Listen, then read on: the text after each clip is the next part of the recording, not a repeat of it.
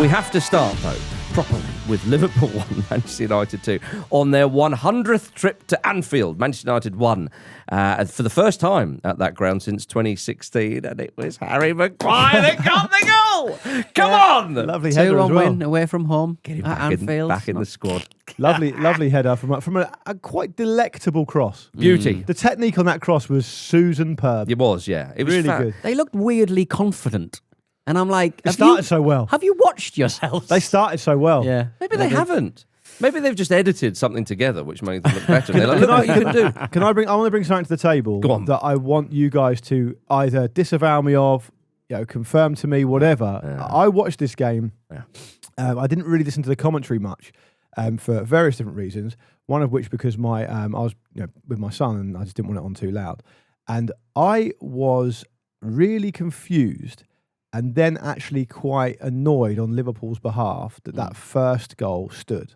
Mm-hmm. That the referee didn't intervene instantly for what was clearly a head injury. And we know it was a head injury because he had to wear a big water polo cap on for the rest of the game. Right. Surely the protocol there is the referee blows up straight away. Head injury, you can't take any risks. Yeah. Why do they let play continue? Because he's not a massive softy like you. Yeah. Because he's not full of walk nonsense. Seriously though, It was. I think I it think was two things. It didn't. I think it looked like he went under his arm, and also it was VVD versus him, wasn't it?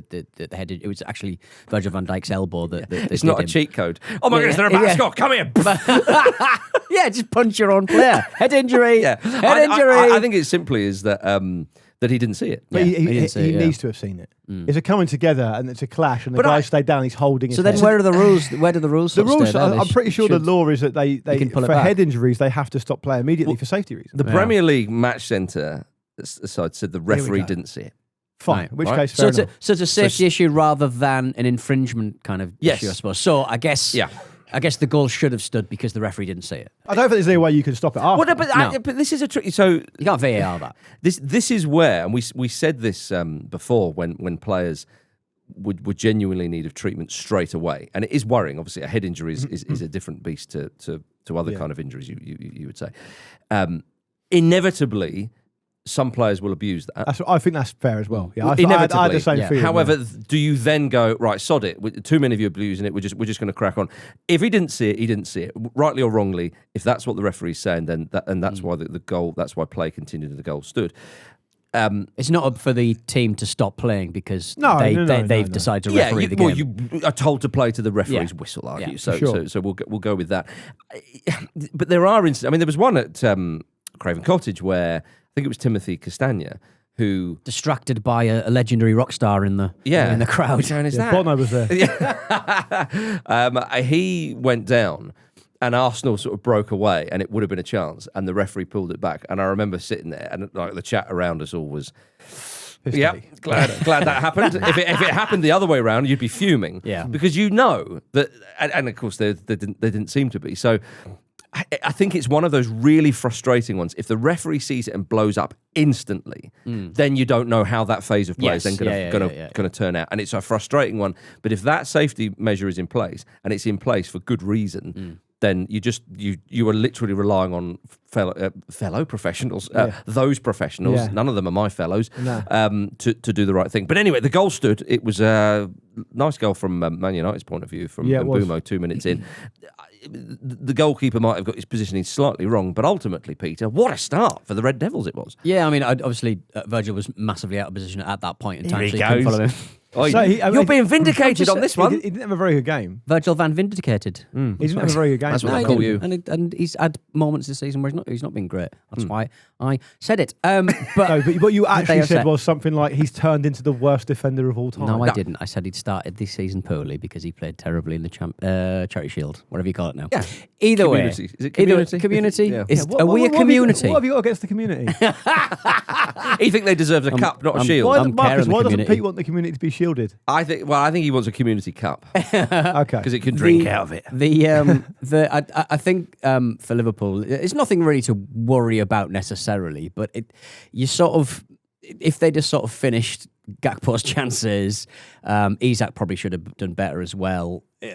Yeah, that was his moment really to get off the ground and up and running. And but fairly good save though. It was a strike of an unconfident striker. Yeah. You sort of look at Arne Slot did say like his pre-season is over now. He's got to Gotta start. get cracking. He's got to start. I was about to say, cracking, which at is some point, you this really season, have to start the thing. But I was sort of thinking, oh, it's a lot of attention on me now after 4 games on the bounce, losing them. I'd like to put the attention on the players. Yeah. Right, he needs to do better. Everyone, listen, he needs to do better. He needs to do better. And they should have did a bit, but they were starting, all of their moves were kind of started from, even that chance from Isak was Kanate's sort of through ball. Kanate played really well. Kanate did play very well, but she shouldn't be the fulcrum and the creator of everything good that Liverpool Give does, him his really. flowers for Give his him his pass. flowers. It was a lovely pass. I'll tell you why he was able to make that pass.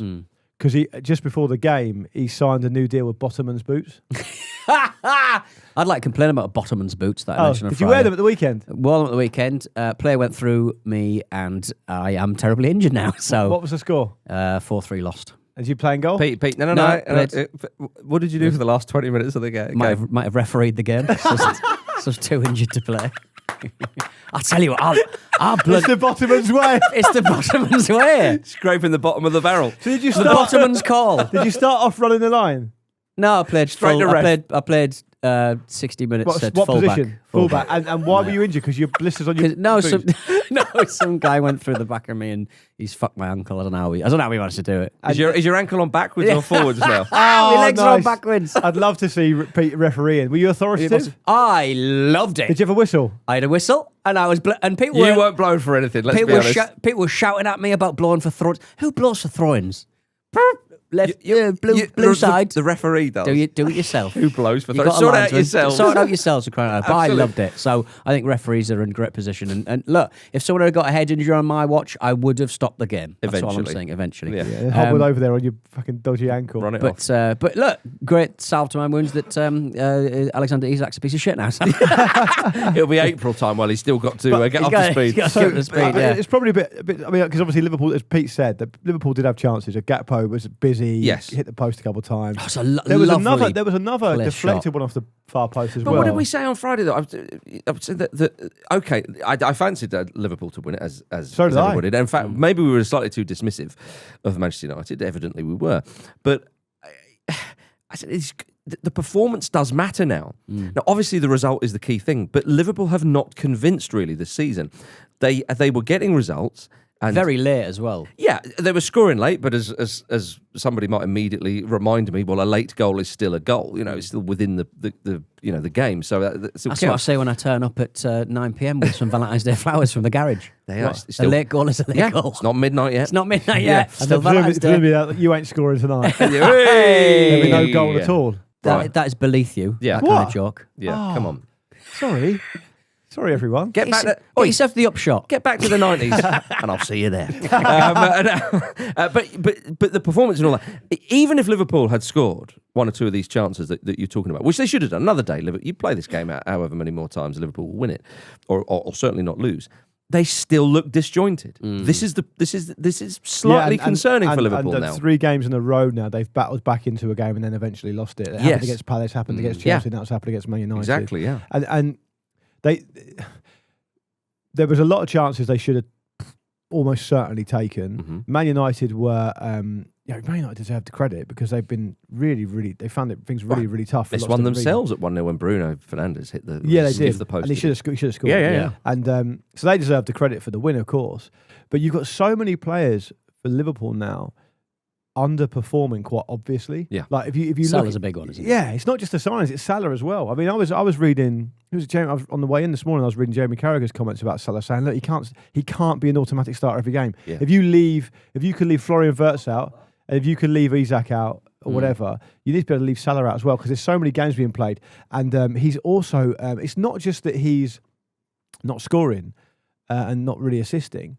So, do you see the amount of times he gave the ball away? Yeah. Like, Yeah. Really, Well, this is it, really easy touches. He's fudging everywhere. He's always had that kind of Mbappe doesn't need to defend kind of role, and that's been fine when He doesn't defend, does he, performs. either? Well, but Slot if he- told him last season, don't defend. But Yeah. with the structure, with But you with- can. But I with think you Trent can do behind that. him and but a when you're restructure. losing the ball, you're like, most of Isak's goals last season obviously came from Jacob Murphy, and when you buy a rat from the pet store, True. you got to get the right pellets, haven't you? January. So And there's it's no Murphy say. pellets. Murphy's the Salah's, pellets. good Murphy pellets, good solid Murphy It'd be- pellets, and then Salah's just not providing the It would pellets. be sensational in January if Liverpool went all in on Jacob Murphy. 100 million. We need Again. him. Yeah, absolutely we need him. But the thing was, I mean, I was convinced. I think we had one of our gentlemanly bets, which I lost. That I thought Salah was off come the summer because to me he looked like a guy who needed a new challenge, and at the age he was, but yet with still possessing the quality, you think to yourself. To me, he was primed for that kind of, due to their lack of money or whatever, like a swan song. Not Barcelona, because obviously they've got Yamal out there, but a big One side, of those sides, one of those yeah. teams where you go for the last sort of couple of years and Juve. wherever it would be, or will he take the Saudi buck? And you thought to yourself, well, don't do that because I mean he'll even at the age of 40 probably still be too good to go there. But I thought he needed a new challenge. And I don't know. I wonder if he looks around and thinks, "Well, do you know what? There's an offer here from Liverpool. Obviously, a long, the very, very long going thing about that new contract.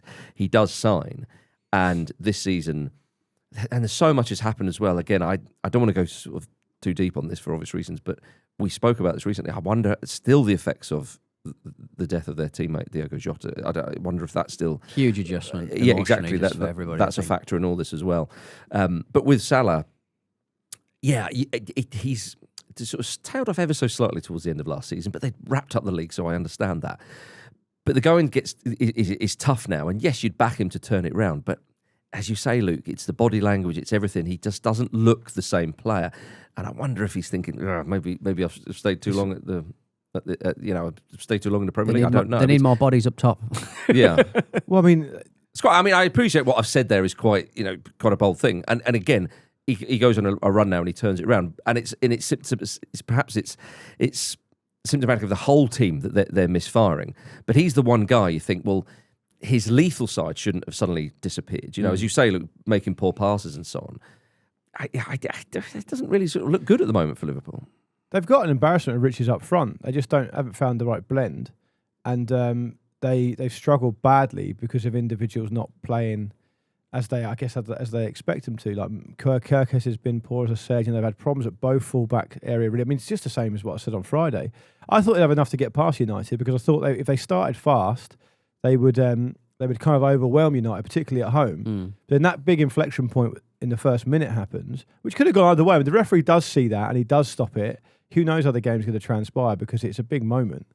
But it's a real challenge for Slot now. I mean, this is the first time as a Liverpool manager he's had any kind of adversity really whatsoever. And so for 4 games on the bounce for a team like Liverpool, they won't have lost 4 games in a row for a long time. It would be 2014 under Brendan Rodgers. Right, so it's over 10 years. Great for the Premier League season. So, yeah, and I was literally just about to say, and what's fascinating is it's now started to get really interesting for a number of different reasons. The ones I'd like to point out are just that, it's now open for Arsenal and Man City massively, because I don't think you can say that. I mean, Liverpool basically dropping 9 points in the league in a few weeks. That's a big change. I mean, just because of the way the points totals happen in the Premier League this season in terms of coming down the stretch. And the other thing is that I couldn't believe this when I saw this morning. Man United are now 2 points behind Liverpool in the league. Yeah. I mean, you think of the narrative that's been talked about, mostly by us, to be fair, for the start of the season. Right. It's unthinkable. So this time next week, United could be above Liverpool in the league. Well, so we should turn our attention to Manchester United now, because despite Liverpool being very profligate and Gakpo heading that one wide, which sorry to cut in, but they should. It's right to say that, and they did have a lot of chances. They had more chances than United, and another day, you're right to say they would have scored more goals. But this is happening too often now. Yeah, it's happening far too often. Even in the games they won, and their luck's kind of run out now. It's not a coincidence. You can't take this game in isolation and say, oh yeah, on another day they'll won and it'll be fine, because it's too much come along before it that shows you there's wider problems. Yes, Manchester United, though, despite all that, played very well. All things considered, they looked like a team who were digging in. They had a bit of grit, determination and character. And one thing that you have to say is, in that first half, flew out the traps, should have gone 2-0 up. When Liverpool finally do get that equalising goal, in the 78th minute, Manchester United didn't crumble. They didn't suddenly shit themselves, as a lot of teams understandably would and have done over the years at Anfield. They still kept plugging away, and to pick themselves up and get a winning goal as well. Very, very impressive. Again, they rode their luck with the Gakpo header and one or two others. But it does show you that there's still a little bit of something there that Amorim's got to work with. Because, as you say, when Fernandes lofts that ball and Maguire scores, I mean, I like that knee slide celebration he just right in front of the Liverpool fans. Oh, he enjoyed that. but then, and Maguire himself said, winning back-to-back games in the league for the first time under Amorim. Maguire said, yeah, it's a bit embarrassing, to be honest. We're not proud of that. But enjoy the moment, though. You saw him when he went back to the dressing room and they're all cheering. That fellow with his big hair. Yeah, he might be getting his hair cut. He might be thinking about oiling his clippers. Yeah, Brighton at home next, then Forest away, then Spurs away. You've got to be looking at that. Spurs will be the big one, but yeah. I don't know. Brighton with Danny Welbeck on form. I don't know. But I think you're right to point out the idea that you don't get back into a game and eventually win it at Anfield without having some belief and having some kind of unity. And I think that's fair enough to point that out. And Amorim did say afterwards, didn't he? He said, this is for the fans. I think he said something along the lines of the first thing I thought of was that, oh God, the fans that came to Grimsby, this is kind of for them, really. So who knows if it'll be a platform for them to go forward. So I mean, look, it's relatively good stuff from United because you're going to be under the cosh for at least part of the game, whatever Liverpool side you're playing against at Anfield. And their record there's been very poor. So, I mean, yeah, fair enough. Credit to the goalkeeper as well, Lemons, who's made some good saves. Not been in the Premier League that long. And then he goes, I think Man United fans, again, early days for him at Manchester United, but they'll find a little bit of solace with that. Not solace, they've won the game. But calm. They'll find a little bit of calm. But look, we were saying not that long ago that surely, come November when Amorim is beyond that year in his contract, when it will be cheaper to sack him and all that kind of stuff, we thought, that's going to happen, isn't it? Has your opinion changed much on that? I don't think he's... Because it's just one result, but it is a huge result. It's a big result, and I think they've played Liverpool at a nice time, and they've come off the back of beating Sunderland, who are a promoted side at home. I don't think you can... I'm not going to change my entire view on the situation at Man United because they won a game at Anfield. I'm just not going to do that. I think the fact that this is the first time in Amorim's tenure that they've won 2 games in a row tells its own story. You can't just automatically become brilliant and be in the right spot and be the right man and have the right setup just because you've won 2 games. That's not going to help the YouTube, is it? Say something outrageous about how good Man United are now. Yeah, I think they'll the win best. The league. I think they'll win the league. Yeah. They're 6 points off the top. You just got to wait and see. Look, it's the first time I've been wrong, but if we get through to the middle of next month and they've won every game since, he's obviously not going to lose his job, is he? So I mean, that's the situation. Sure. 3 more years. Yeah, but I just remember you saying it was done under Amorim. I think it is done. I just wondered if but I also think it's done under anyone. I think United are in a right old state overall. Fold the I club. do. Go out on a high. I can't believe you're making me say this when they've just won at Anfield. It's naughty by you. I'll get the pelters for this as usual. Okay. Well, to be fair, I got behind you in that opinion. Yeah. I think a lot because I can lead a horse to water. That's why. Good luck trying to find it though.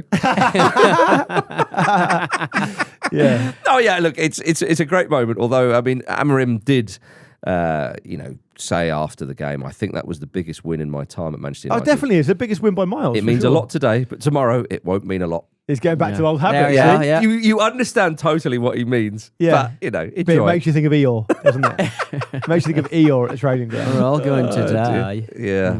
But what you mentioned about good for the Premier League, I totally agree. Obviously, Arsenal are top, and you didn't mention Bournemouth, by the way, which is a bit naughty, but we will mention them. Yeah, I don't expect Bournemouth to stick around right that far up there. You don't think? But they've been brilliant. But seeing Arsenal as I did at Craven Cottage against Fulham, look, they won the game. Speaking of teams who lost 3 Premier League games in a row, I'll tell you what, Fulham, just like a stone.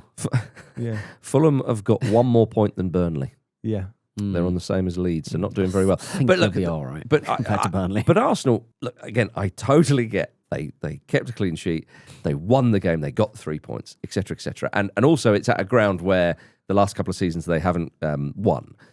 But I wasn't as impressed as I thought I would be at Arsenal. I've seen previous Arteta sides go there. I remember a few years ago where they won 3-0 and they were superb. Yeah. I mean, I think I even, I was full of superlatives for them and I likened them to Pep Guardiola's Barcelona at one point. Absolutely brilliant. It's a different incarnation of Arsenal at the moment. It's a different Premier League incarnation as well. Well, it is, Peter. And I think a lot of free kick focusing. Yeah. Seems to be the cheat code that everyone's using at the moment. So Under Liverpool. It's not a cheat code. I mean, free kicks are part of the game. Sorry, dead balls, not free kicks, but yes. We've got a game came back. But I think with Arsenal, though, and talking of the Premier League title, this is not going to be, I don't think, a season where you see a team absolutely trounce everybody and kind of, as we've been conditioned to in the last sort of handful of years with Guardiola's Man City, just blasting everybody away. Even to obviously a very, very obvious point, Arteta's Arsenal when they were going toe-to-toe, or Klopp's Liverpool when they won it or going toe-to-toe. I sincerely hope this is much more open. Yeah, because than what we've seen. the league title last season was done well early. Yeah, exactly, yeah. And so, like on another day, I think Fulham do get a point against Arsenal. They didn't blow them away. It was competitive. And I think if to win the Premier League this season, it'd be interesting to see the points tally, but I think it's a fascinating, little, first 8 games of the season to suggest what may come. So hopefully we see something a little bit more exciting than what we've seen in previous seasons. Right, coming up after this, time's up for Ange. So we get to the current space where there's a different story to tell, that maybe I'm not a failed manager who was lucky to get this job, but maybe I'm a manager that if you give them time, the story always ends the same. At all my previous clubs, it ends the same with me and a trophy. Thanks to friend of the Ramble, Dyche, for the second week running. Old Dyche has given us a clip on the Discord. Well done, Dyche. What a generational run this. Going for the hat-trick. Generational content creator. Yeah, I felt quite sad hearing that. Oh, yeah. Yeah. Quite poignant. Could you frame your P45 and go, there we go? Quite I've possibly. won an award, mate. Well, as a trophy. It may not be an award, but I think it is some sort of accolade. If you want to become a friend of the Ramble, then $5 a month. Search patreon.com/football ramble to get involved. That, of course, that clip you heard there that was sent in by the great Dyche was Ange's pre-match press conference before they lost 3-0 to Chelsea. And then just minutes after the full-time whistle, he had gone. I reckon he got a text about 3 minutes from the end. Yeah, Before the end of the match, they would apparently do texts. The director of football, whose name escapes me, because the old one just moved to Newcastle, maybe. Yes. Grabbed him in a little side office in the tunnel. Did he? And said, Right. Here's your bag. Didn't even get down the end of the tunnel. There's a side office halfway down the tunnel. Thanks for all the varicose veins, but you're off. Yeah, well, our friend Jules Breach was reporting. And she was trying to sort of find out what was going on, and there was chat, wasn't there, that Ange very, very soon after full time. I mean, apparently it was 17 minutes after full time he was sacked. Didn't have time to do his post match press conference. And apparently he had a bag over his shoulder, off to his car, and he was gone. I asked to address the players for the last time, I think, and then he left. Yeah. If it was me, Thanks a bunch, lads. I mean, you say didn't get a chance to do a post-match press conference. I wouldn't be doing that. I wouldn't be doing that. Yeah, who knows? Maybe he was meant to. Do you know what? I'd really respect that if Marinakis would say, "Right, you're sacked. You're going to go out there and talk to the journalists." He was like, "Up yours, mate. I'm off." Yeah, It's superb. That clip there specifically, it was a bit odd that. However many games in, I don't know how many games in total he managed for. Yeah. 8 in eight, for Forest, yeah. So going into his 8th game, he's still kind of answering questions or at least agreeing to focus on what he did or didn't do at Spurs. Yeah.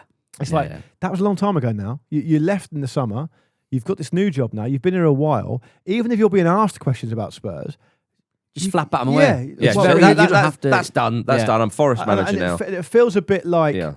It feels a bit like he's saying all these things about always winning the trophy, about how the fact that his face doesn't fit, and he's trying to imply that because he's Australian and because he didn't have a very famous playing career, that perhaps his face doesn't fit. I don't think that's true. Or dark forces. I just think that if you don't, he didn't fully understand that as soon as journalists know you'll be good for copy and you'll say outrageous stuff and you'll be quote unquote like frank. Yeah. You're going to get that over and over again. Yeah. And the same question as well, usually. Because they want their version of it. What I'd argue is that it was possibly a poison chalice for him anyway. Because, 39 days or whatever it was is historically bad. It's the second shortest tenure of any Premier League manager, I think. And so that's going to be the headline. The shortest serving permanent manager in the Premier League, because it was only Sam Allardyce, but that was only a 4-game deal. So it is. So that's the headline. Yeah. But the point surely is that the way that Nuno left was so strange and so sudden that the players clearly just didn't. We're still reeling from it. Yeah. And it's not surprising that if you take a month period of time, it isn't very long, there's an international break in there as well. Yeah. The players probably aren't anywhere near used to what Ange wants to do. They're probably not mentally used to even having a new manager. No. So I don't necessarily think it's all his fault. I think he's been a particularly unlucky fall guy. I don't think he's done a brilliant job of it. Obviously, he's got to share his own take his own share of the blame. But the situation is very, very strange. I think if Sean Dyche comes in now, which is what's being reported this morning, I mean, fine. Sean Dyche has got history at Forest. Ian Wone and Steve Stone, Forest legends, so they'll be part of the team. That'll be great, and I understand why Forest fans would like that. But you can't get away from the fact, as I said last week, that it does feel like an incredible act of self-harm. Yeah. Given that Nuno delivered what he delivered, and the fans loved him, and the players clearly loved him, and I know Marinakis delivered them the football they've now got and has brought them all these players and spent all this money, but it's almost a bit like, it feels a bit like, well, it's my ball and I'm taking it home now. And if you can't complain because without me you wouldn't have had a ball to play football with. Yeah. And it feels just very, very childish. Well, I mean, getting Edu on board is clearly that's what's really upset upset everything, hasn't it? apple cart. And it's obviously very difficult to give really sort of bold opinions on this because you don't know what conversations were had and how relationships break down and so on and so forth. But with, as you say, Luke, to echo those thoughts, with Nuno in charge, going into the season, you're thinking, okay, can Forest finish in the top 7, say, again? Can they maybe go on to win a trophy? And I'll tell you what, you've got to give them a huge chance in the Europa League. Now it's damage limitation. Now it's right, let's make sure we're not in a relegation battle. I don't think they're going to go down, but let's make sure we're not in a relegation battle. Let's try and, get a bit of, a bit of more of a mid-table kind of feeling, if you like, at the club. And let's not embarrass ourselves or let's not be utter crap in the Europa League. I think Sean Dyche will deliver those things, but again, it feels like damage limitation rather than expressing themselves. Well, more importantly than that, I think he'll just have a more dogmatic approach to setting up a team. Defensively, they'll be much better. Defensively, they'll be much more similar to Nuno than Ange was. Yeah, because which I think will serve them well. Ange had 8 different teams, 8 different ways of playing in the matches that he faced, and by the end, it did sort of feel like he'd pulled every lever and went, I don't know, I don't know how to get out of it. Starting with Awaniyi, like, it's weird. And it was another. I mean, the Chelsea match itself, where Chelsea just very handily saw Forest at Forest. It was just another match where they just found it really difficult to sort of face dead ball functions. Well, and so I think Dyche will be a massive step up on that. But it was a problem that didn't really need to exist because they kind of had a plan. Well, last totally, season. Yeah, I agree, and I think that I know it towards the end of Dyche's time at Everton. I mean, they just didn't score goals, which is always going to be a problem. However, with the team that he has at Forest, it's a better team than that, and they've got a bit more going forward. So it'd be interesting to see what Dyche can do. I know we've been slightly critical of him, but I think I don't think it's a ridiculous appointment. I understand that it's not a particularly exciting one, but given all what you've just said there, I think it's understandable. But with Postecoglou, I found it, people were saying, this is absolutely brutal. 39 days, and people were saying he only had this amount of games. And I thought to myself, I understand that. What do you want to give him 5 more? I just, because of what you just sort of just described there, I don't think it is going to turn around. And not all of that goes on Postecoglou's shoulders. No. As you said, Luke, there's a portion of the blame because he is the manager and he's in the seat to make things happen and change things up. But it's the whole club and the whole hierarchy you're looking at there.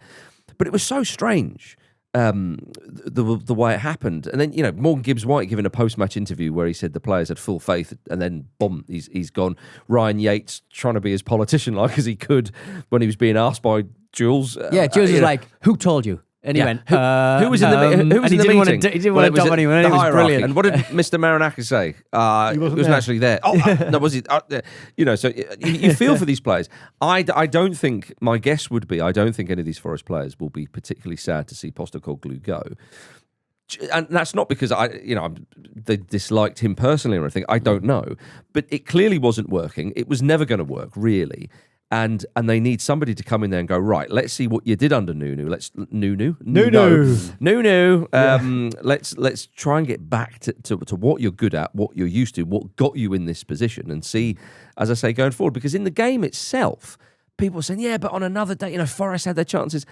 Any Premier League side can play well for 45 minutes of a football match. It's why they're in the Premier League. Any Premier League side can do that. Yeah, not last season. Do you know what I mean? Yeah. So don't be surprised if Forest have chances under in a football Postecoglou, match. Make a few chances, maybe even score a couple of goals. The fact is they lost the game 3-0 and they limped out of it.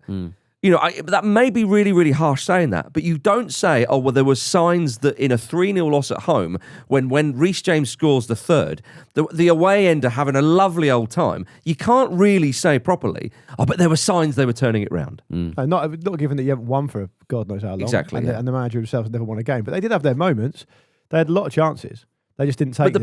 And Chelsea made 3 changes at half time and just went through the gears and blitzed them in the second half, basically. And it turned into kind of men against boys stuff, really. But that's the point, though, Forest, they were soft. We said this about Spurs last season. I'm not defending Spurs last season under Postecoglou. They were soft. Under Thomas Frank, appreciate they lost to Villa, but they were a bit more stern. And Forest under Nuno was stern. They were a solid side. They'll get that back under Dyche. I think it's really poor that Marinakis didn't even fire him. I mean, given that Marinakis made a big song and dance about presenting him with an award for being his first Greek origin guy to win a trophy. That says it but he makes a big thing in this statement about how, they've been friends for a long time, apparently, and how they do this, and the reason he's hired him for that, and he put Greece on the map, and he elevated them. Has Greece. He deflated them now? And I just think it may well be you're away on business, and the decision has to be made, right? I get that. He was in the game. He was in the game for 65 minutes. Yeah. He's left. Yeah. He's obviously given the order. Just do it yourself. Have a bit of gumption about you. I'm coming for you, Marinakis. I'm not actually. I'm seriously. Do not That's do for tomorrow's mailbag. So look. It's not a huge surprise, is it? We saw it coming, but there's lots of different reasons for why he's not been successful there. Yeah, Chris Wood only scoring in one football match, which you wouldn't expect that from him. Did you like the fact that he was going, do I go for Dyche or do I go for Mancini? I know, right? It's the most unjoined up thinking ever. The thing is, you can tell how different it is because if you said there, if Sean Dyche comes in, they want to stay in the Premier League. It's damage limitation. I'm thinking if Mancini comes in, they want to be winning the Europa League. He's a serial winner. Yeah. He's a serial winner. Well, yeah. And they brought a lot of players in. He's a mad head as well. Yeah, but they brought a lot of players in. I think we can all agree if Mancini had taken the job, that would have been very good for the Ramble. Oh yeah, been brilliant. Very good for the Ramble. Yeah. Quick mention for Chelsea though, they're up to 5th, 14 points. Mm-hmm. Yeah. Scored a few goals. I mean, Malagusto, what are you doing? 3-0 up. What are you doing, that was you really silly boy. That was really interesting because one of the things that's typified Chelsea's wobble recently has been like these really weird individual errors. Yeah. And that was another one really. It didn't matter. Do it at 3-0 though. It's fine. Yeah. You said on the show last week that Pedro Neto had a really boring start to the season. He had. Lovely ball in for the first goal. He played Great brilliantly. header. Great free kick as well. Yeah, Matt Sells, he's caught the Ange bug as well. He fumbled it into the net, but he scored though. Yeah. So Chelsea, I think, just going about the But business. for perspective, I mean, fair enough if I put the kiss of death on it or whatever. Yeah. But that's his first goal or assist, I think, since the middle of August. Yeah. For Chelsea. So he started pretty much every single game. I think you've got more influence than what you think. I don't think that's true. Now, let's turn our attention to the Football Ramble Discord, where Luke has unprecedented influence. It was, of course, the grand final of the Crisp Bowl, as we discussed on Friday. A huge knockout competition between different crisps, with each going head-to-head in a vote on the Discord. Doritos took on Pringles in the final. Now, we expressed our slight disappointment that those were the two finalists. Yeah. They're getting nowhere near the top 8 for me. Yeah, I mean, it's Portsmouth versus Cardiff City in the FA Cup final, isn't it, really? Oh, but Portsmouth but Doritos won, didn't they? So Portsmouth the Doritos. Doritos won! Yeah. Peter, immediate comment from you on Doritos winning. This is my sacking of Rome. It is the Doritos are the Visigoths, and they've done me there. I think we should close the Discord. Would you ever knowingly buy a packet of Doritos? If I had dip, it's like, it's like they're like paper to write on. Do you know what I mean? They are an ingredient to something better. They're a vehicle for the dip. They are tasteless. That's going to get you in big trouble over on the Discord. Well, it doesn't matter. I'm closing it. Create Create your own crisp competition. I'd also like to wager here. Do we have a crisp shield? Shut this into the mix. Yeah. I feel like the big thing that's been missed on this crisp bowl is that if you take, for example, just take Pringles, there's like 12 different types of Pringles. Yeah. They're all very different. Massive variations, right? So I think you might need to be a bit more specific. Because if I say to you... Which specific flavour? Yeah, I think so. Okay. Because I just think that Monster Munch, for example, there's only got a couple of flavours, really. Yeah, but I mean, Monster Munch were semi-finalists. And I was pleased to see them there. Yeah. They're very, very... one of my favourite crisps. They'll be back next time. I would have gone... Let's see the third and fourth playoff. I'd have gone salt and vinegar Walkers versus, prawn cocktail Pringles. Sizzling bacon Make it quavers. there we Peter. go. Make Okay, it tough. Oh, Peter, that's the only Too salty. Too salty. salty. Yeah. Bacony. So if I get what I'm getting at is, I'll use a better example. Uh-huh. If you go Pringles, Yeah, I know what you mean. versus Skips. I get what you mean. It's just one flavour of Skips. yeah, I see what you What mean. Pringles? Which one? Have a go at the Discorders. I already have done. I've been on there. You can't I told close it them, down. I'm doing it now. You know as well as I do. Not fit for purpose. Pete Donson's a knick-knack man. You own Nickname Man? Yeah, the stinkier the better. Scampi and lemon ones? Scampi and lemon. They're the Yeah, stinkiest ones. I knew it. Yeah. Salt and vinegar discos. That's where. they're all. Yeah, anything aggressive that's going to preclude me from eating any more Peter. food that day. Anything under 20p. Space Invaders. Transformer snack. All right, coming up after this, there was a barn burner at Selhurst Park. Crystal Palace 3, Bournemouth 3. How about that? Give over, lads. Jean-Philippe Mateta spurns a haul at the end. Were those 3 goals one in the eye for Wilfried Zaha, Peter? Well, And Andy Brassel. And Andy Brassel. they've been away for a long time, haven't they? Yeah, that Both was of off them. that Wilfried Zaha thing, wasn't it? When Yeah. when Mateta scored for France, of course, against Iceland, I think it was in the World Cup qualification, and he said, "Well, it's great to play for France to score because I said at Palace, I wanted to play for France." And he said some of his teammates, Wilfried Zaha included, sort of laughed and scoffed. And then Zaha did that weird video where he was like, "I'd never do that," and then he ends up saying, "That's why I've got no friends in football." And I thought, He is very there. earnest, Zaha. Yeah, but he lost me at the end. If he'd have said, "Look, I never said that," maybe we said one or two things joking around, but I would always encourage a fellow, a teammate, to reach for the stars. reach for the stars, grab your dreams, whatever you want to say. Dreams. And well done for scoring that goal. Good luck to him. I'd never discourage him. So yeah, well done, mate. That I would be on board with. Right. The fact he ends by then saying, "And that's why I've got no friends in football." Zaha's got a bit of form recently for this because he is at Charlotte at the moment in the US. Yes. And he came under a bit of criticism for being seen to be quite aggressive and tempestuous with some of his teammates. Ooh. And then he did a long video in a post-match where he said, "I've played here, I've played there, I'm demanding these standards, I'm doing it because I care about the team. Yeah. And if I didn't do it in the position I'm in as a high-profile player, people would say I didn't give a shit," and all this kind of stuff. So I think he's in his kind of strikeout era. He's in his kind Yeah, of I'm fighting back. Trying to era. cement his legacy a little Yeah. bit. So that video and the end of the other one, I just mentioned, I'm Team Mateta. Yeah, fair enough. I mean, I'm not on any side of it. You've got to be Team Mateta on the Monday after he just scored a hat-trick in the Premier League. Well, do you know, but it's a funny He's old smiling. thing, football. He should have scored 4. Well, this He is it. missed an absolute sitter. This is the funny thing. Is like, I mean, this is. I hate to do this to, as you say, to a player who's To a fellow scored a hat-trick, to a fellow striker. You told us last week you haven't been a striker for some time. Well, You said you'll fill in wherever they need you. Look, once a striker, always a striker. But I embody total football these days. But What are you doing? I'm answering your Are question. you refereeing in the last 20 minutes as well? That would be a total. You got waste. your bottomans on. You couldn't handle them. Now you're talking. With Mateta, yeah, like you hate to do it to a guy who's scored a hat trick, but like the last sort of real action of the game was him missing a great chance. And you think, Bubbled yes, up, he didn't scored it? a hat trick, and he'll have gone off the pitch pig sick, Yeah. despite scoring 3 goals It would and, have bu- saving his team a point. It looked like it kind of bobbled up and came off his ankle, didn't it? But I mean, Krupi came in and did really well. He did. I mean, the fact that this game was so kind of pendulum. It's chaos. I mean, obviously Bournemouth go 2 up. Crystal Palace peg them back, and there's a whole late show as well because obviously Christie thought he'd won it. Yeah, he did, thought he'd won the game. Yeah, The celebrations were like we've won the game. Yeah. Of course, these days in football, there's 10 minutes of added time. 8 minutes later, Mateta gets his hat trick. I thought he was getting the ball to go and get the winner, but he wasn't. He was getting the ball to show that I'm going to get the ball because I've got a hat trick, which is quite pleasing. Well, that's in the bag. That's safe. Yeah. Both fixtures finished 0-0 between these two last season, and Glasner said, "Well, I don't expect a 3-3 in his press conference." That's the beauty of it. But I like the fact that Bournemouth took the game to Palace because Palace, we know, good defensively. They're having a decent season, although they are on the same points as Manchester United now, which shows you how well Man United are doing. But yeah, Palace have been a good side. They've been one of the talking points this season, and they like to keep games tight. Bournemouth, who are doing very, very well themselves, 3rd in the league, just 4 points off the top, are thinking, no, we're not having any of that against us. We're gonna get through you, and we're gonna force you to come out. And Palace created a lot of chances. I mean, Mateta could have had a few more earlier on. So it was great to see 2 sides who I think are really good sides, who who you would fancy finish in the top half of the table, which is no mean feat, by the way. When you say that about Palace and Bournemouth, finishing in the top half, that would be a huge achievement. Can they even push into those European places?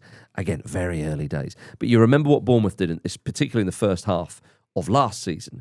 Can they keep that going? But they play with such verve and vigour, creating chances and whatnot. It's great to see. They did... I mean, were they fortunate, do you think, when Marcos Senesi was not sent off for that foul? Yeah, I thought it was the correct decision, but I can understand why Palace were disappointed. If he gets sent off by the referee, it's not being overturned. And if he gets booking by the referee, it's not being overturned either. Yeah. So it was just fortunate the referee decided it wasn't yellow and it wasn't obvious enough to be overturned. Right. I'd love to say just quickly, like, giving Bournemouth credit there, and rightly so. The extra bit of credit we should probably give them is that Eli Krupi comes in, 19 years old. They signed him from the French second division. Have they done it again? Like these teams, like Bournemouth and Brighton and Brentford and one or two others, they seem to be so good at finding these players. He's 19 years old and he's got 3 Premier League goals already in his first season here. He looks like a really good player, and the fact that Evan Nielsen, who was a big signing for them, cost a lot of money, he's out injured. Krupi comes in, and Iraola says, "Look, we're away from home. I need you to do a job for me." And he scores within like 7 minutes. Yeah. I wonder if they found another superstar there, because his movement looks amazing. He looks really quick. His finishing looks good. He could be a real player for them. Well, as somebody mentioned about Bournemouth, I think it was, could have been Shearer on Match of the Day, but Bournemouth are now doing business with the likes of Real Madrid and co. Specifically selling all their players. Yeah. Well, not just them, but other big clubs. Not as well. all their players, but they lost like 4 of their back 5 last season, right? From last season, I think they definitely lost a few. But keeping Semenyo is crucial. He is just what a player he is. And again, I mentioned this before. Well done for Bournemouth for that not being a huge issue in Saga over the summer. There wasn't really a peep on Semenyo, was there? No. And I think that it goes to show what they're doing and what Iraola's doing. Keeping Iraola, again, there wasn't any kind of chat about him leaving as well. Bournemouth now is a club where if you are a prospect like Krupi, for example, I know he's very young, you'd want to go there. Yeah, but I don't mean it could be a stepping stone club, but that's not a dig, by the way, because if you think about the size of the club and the ecosystem in the Premier League and wider in Europe, to be a stepping stone club means you're doing something right. Yeah, it means to know where you are. And people talk about stepping stone clubs like it's automatic. Yes, it's that you're not automatically going to go past them and go somewhere else. It may not work for you. It may not happen. Exactly. You may get injured. You may be a bit unlucky. And at the very least, you're at a good Premier League club where you can do well and play well, earn good money, potentially have a few great moments, maybe even win a trophy. There's nothing wrong with that. Would you say that being a stepping stone club is a stepping stone in of itself? Yeah, it could be. There you are, you see. Yeah, I guess so. The Yeah. I don't really know what you mean. What is it? As in, if you want to improve, Yeah. if you become a stepping stone club, it means you have improved because you're a good side. You're going to attract sort of younger prospects. So that itself is a stepping stone to becoming a successful side. What's one step under? I've used the word step there and I should have done. What's one kind of section under what's wrong under the stepping stone club? Yeah, that's a stepping pebble. In boxing, you have it quite clearly defined. You've got like there's probably nicer words for them, but like bums. Right. You've got like journeymen. Yeah. You've got gatekeepers. Jobbers. You've got contenders, and you've got champions. Yeah. Right. So you need to go and adopt something to do like that. Ultimately, what you want to become is a destination. Yeah. But every team is technically a stepping stone team, unless they are probably the 5 biggest teams in the world. Yeah. 3 teams in the world. Because even if you're at as we've seen with Alexander Isak, if you're at Newcastle, owned by the Saudis, trophy-winning club, people will still go on strike to leave you. Yes. Yeah. Yeah, so nobody's safe. The only thing that could have made it worse is if Isak gave him an interview where he said, I've always seen Newcastle as a bit of a stepping stone club, really. And now I'd like to go to Liverpool. But again, it sounds like it really, really isn't, because again, if you're a small club and you're sort of mid-table Premier League club, that is signs of progress. But it's also signs of progress, as I say, that the manager's still there, that Semenyo's still there, that Cliver's still there, the others, they are building, and they could do something this year. Last year they were good, they sort of slightly tailed off. Inevitable, of course, with the limitations they have, but they're doing marvellously well. Speaking of mid-table Premier League clubs selling players, Glasner confirmed before the game that Mark Gay won't be signing a new deal and will leave in January or the summer. Yeah. And as he casts Real Madrid, he casts his eyes north towards the absolute bin fire that is Liverpool by the time January comes around, he may well reconsider. Chalice. Hey, has he dodged a bullet, Peter? He's not going to get rotated out the side, is he? They need every single centre back that can get up there. What is fascinating is how long, like a few weeks, is really in football, because Yeah, it looked like obviously he's very close to going to Liverpool. Liverpool certainly felt like they needed him. They definitely need him now, particularly around that Konate situation. But if Liverpool, I mean, you don't want to catastrophise because who knows? But this is, as I said at the top of the show, this is Slot's first real challenge, right? First real adversity as Liverpool manager. If he doesn't pass this test and he can't find that blend with all the players they've brought in, get Postecoglou in. What state are they going to be like in January? Imagine Ange with all that attacking talent. Do you not? He'd put Virgil van Dijk up there. Luke's fuming because he wanted to make a point. No, he's leaving. I can imagine him leaving the voicemail on the director of football at Liverpool saying that. Imagine me, mate. Make it happen. No problem. I've got no problem getting a tune out of Verts. I tell you what, though, Gay. I mean, Liverpool may end up the trophyless this season, whereas Palace, of course, they do have that shield. Yeah, they do. Yeah, they do have that shield. That's in the bag. That's in the bag. You can't. That's where they're getting their confidence from. Exactly. Do you not think you could?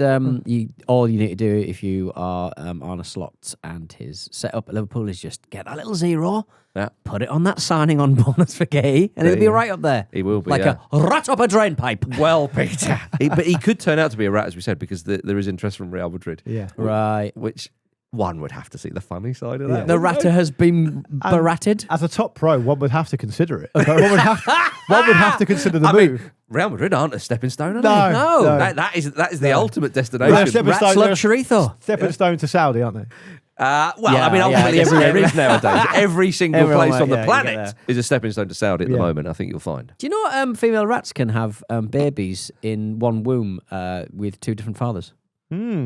They're clever. I'm pretty sure little cats can do sods. that as well. Don't they? I'm pretty sure cats can do that. And I would I'm just trying to also work it out. Yeah, it's mad, isn't also, it? I think I'm right in saying that sometimes it has been shown that bears can have babies while they're hibernating.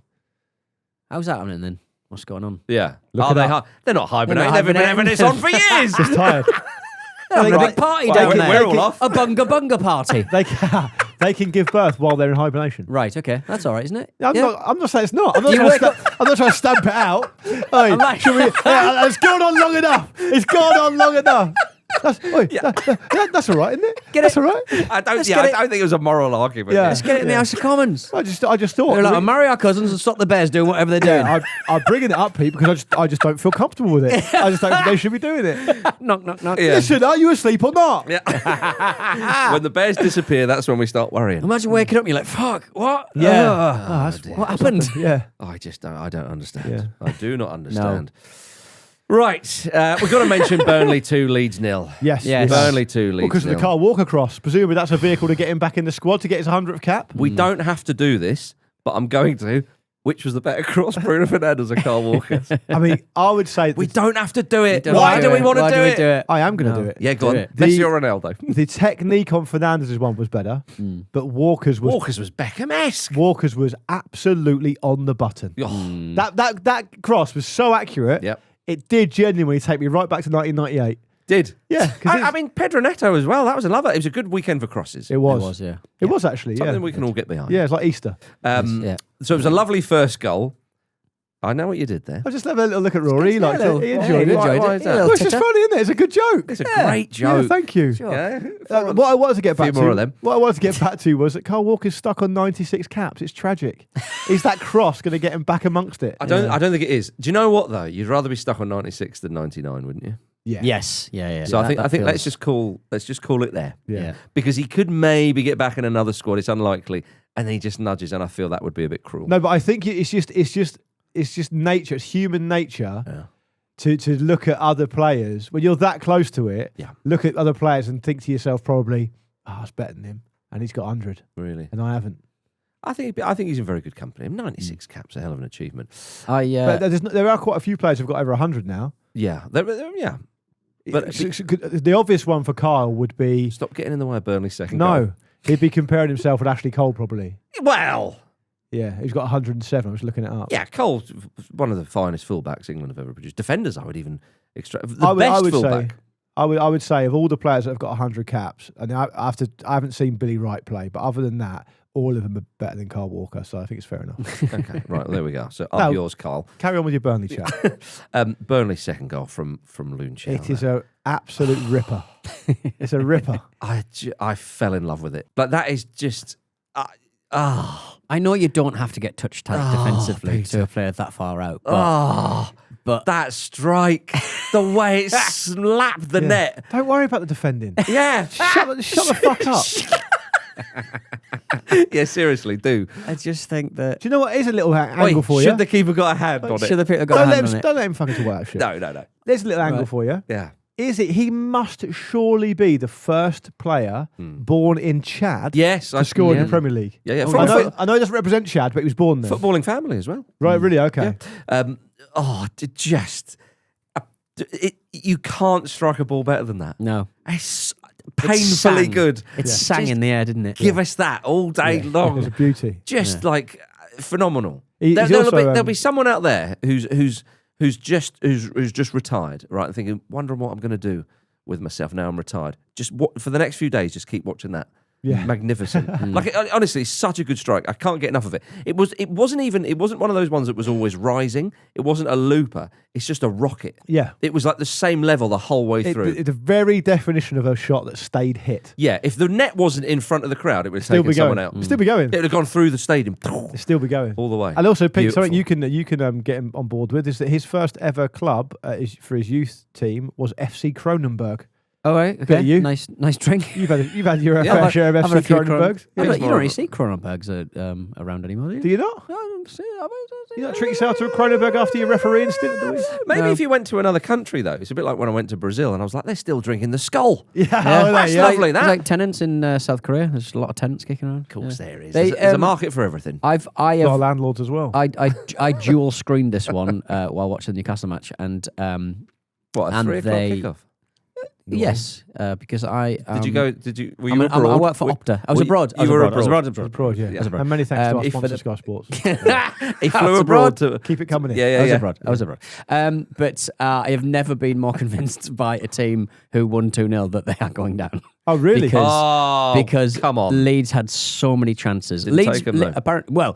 Leeds' main sort of game plan seemed to be whip it into DCL. Just that's all we've got. That's all we've got going for us. Yeah. They And had if a he couple- starts scoring, then it's a good trick. Is he going to though? I didn't watch this game because I You take adhere to the laws, rules. laws this land seriously. Yeah. And I think it's only right. Yeah. Nothing ever came of breaking the rules. No. But I did see here that Leeds had 19 shots to Burnley's 4. The most crosses from a Leeds side for 5 years. Yet, ironically, the most notable cross of the day was by Exactly. a Burnley player. Yeah. Is that ironic? I'm not sure. It is ironic. Leeds In that needed to be winning context. that one as well. Yeah. So. Well, I mean, Leeds, the stats were just so heavily stacked in their favour, other than the one that truly matters, Yes. the The scoreline. 2 goals. XG. So Leeds, of course, they'll be disappointed with that. I mean, they're on 8 points now. Burnley are on 7. I'll tell you what. I mean, Sunderland 7th, 14 points. Bloody hellfire, heaping the worries on Wolves. But just staying with Burnley and Leeds for the moment, the newly promoted sides have started well, and I think Burnley have done okay.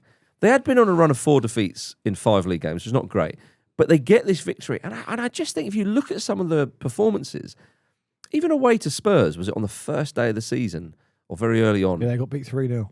They were beaten, but they created a few chances. They shouldn't have been beaten 3-0. Away at Manchester United, They could have got something out of that. do you know what I mean? I understand they ultimately lose the game, but I think they're doing all right.